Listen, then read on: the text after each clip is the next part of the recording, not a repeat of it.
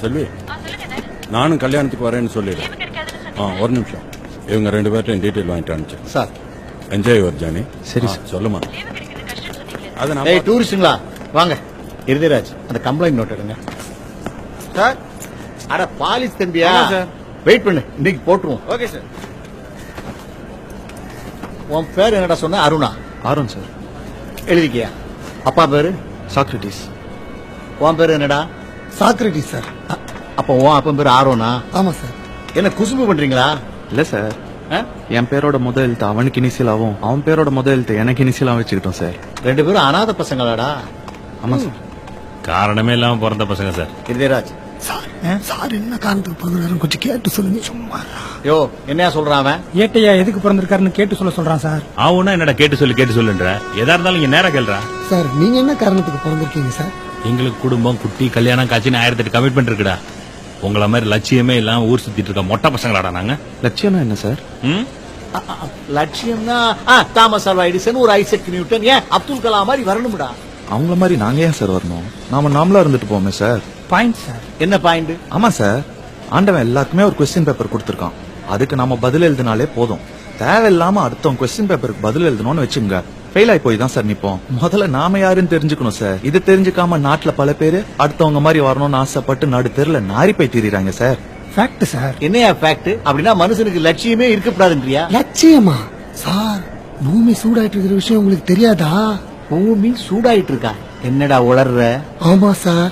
எப்ப எங்க குண்டு வெடிக்கும், எப்ப பூமி 2ஆ பொளக்கும், எப்ப வானத்துல இருந்து என்ன கொட்டுன்னு தெரியாம உலகமே பதறி திரியுது சார். பதறி திரியுதா? இன்னொரு பக்கம் கோடிக்கணக்கான மக்கள் ஒரு வேளை சாப்பாட்டுக்கு வழி இல்லாம அலைஞ்சுக்கிட்டு இருக்காங்க. இதுக்கு ஊடால எவன் சார் லட்சியத்தை பத்தி யோசிப்பான்? தாண்டி யோசிக்கிறாங்க. இந்த சூழல்ல இருக்காது கருத்து சொன்னீங்க கடுப்பாயிடுவானுங்க சார்.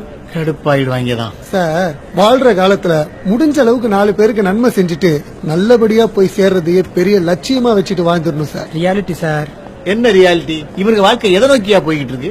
எதையோ நோக்கி ஏன் சார் நம்ம வாழ்க்கை போனோம்? அது எப்படி நம்மள நகர்த்திட்டு போதோ அதுக்கேத்த மாதிரி சந்தோஷமா நாம நகர்ந்து போயிடணும் sir. Nature of law sir. என்னையா லாலுன்னு அவங்களை ஏத்தி விட்டுட்டு இருக்க? இவங்க எல்லாம் கடைசி வரைக்கும் வாழ்க்கையில ஜெயிக்க போறதே கிடையாது. பாக்குறியா? எதுக்கு சார் ஜெயிக்கணும்? வாழ்க்கை என்ன ரேசா?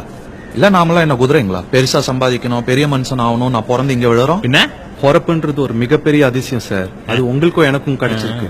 அது நேர்மையா வாழணும், அற்புதமா ரசிக்கணும் சார். நேர்மையெல்லாம் சரிதான்ப்பா, பணம் இல்லாம எப்படி வாழ்றது? பணம் வேணும் தான் சார்.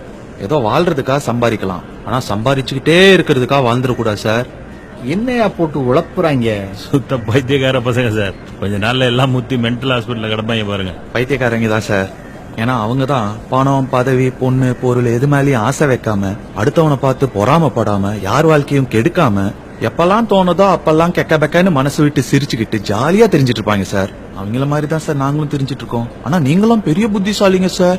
அடுத்து 20 வருஷம் கழிச்சு எப்படிலாம் செட்டில் ஆக போறோம்னு மண்டைய போட்டு கசக்கி யோசிச்சு உழைச்சு உளுத்து போய் நொந்து நூடுல்ஸ் ஆகி பிபி, சுகர், கொலஸ்ட்ரால்லாம் ஏறி போய் எதுக்கு சேர்த்து வைக்கிறோம்னே தெரியாம சேர்த்து வச்சுட்டு யாருக்குமே பிரயோஜனம் படாம அபிட் ஆயிடுவீங்களா சார்? அபிட் ஆயிடுவோமா? Forecast brain sir. யோ, இவங்க பேசுற பாயிண்ட் கரெக்டா தான் இருக்கு தம்பிகளா. இன்னொரு 10 நிமிஷம் உங்க பேச்ச கேட்டேன்னா என் யூனிஃபார்ம கழட்டி வச்சுட்டு உங்க பின்னாலே வந்துருவேன்.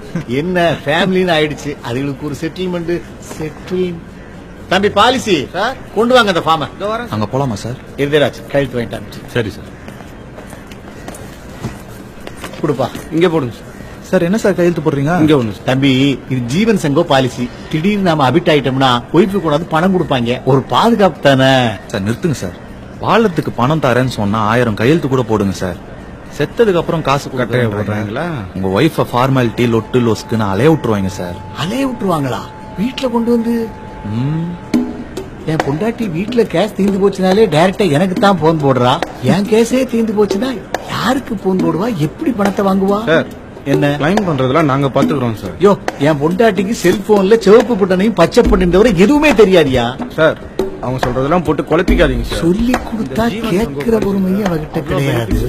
ஒருவேளை இன்னைக்கு நீங்க செத்துட்டீங்கன்னு வச்சுக்கோங்க, ஒரு பேச்சுக்கு சொன்னேன் சார். செத்துட்டனாவா? யோ, வெள்ளிக்கிழமை அதுவும் அவசரம் பிடிச்சாக்கல பேசுற. வார்த்தை தப்பா இருக்கு தம்பி, நீ புறப்படு. இன்னொரு நாளைக்கு வியாபாரத்தை வச்சுக்கலாம்.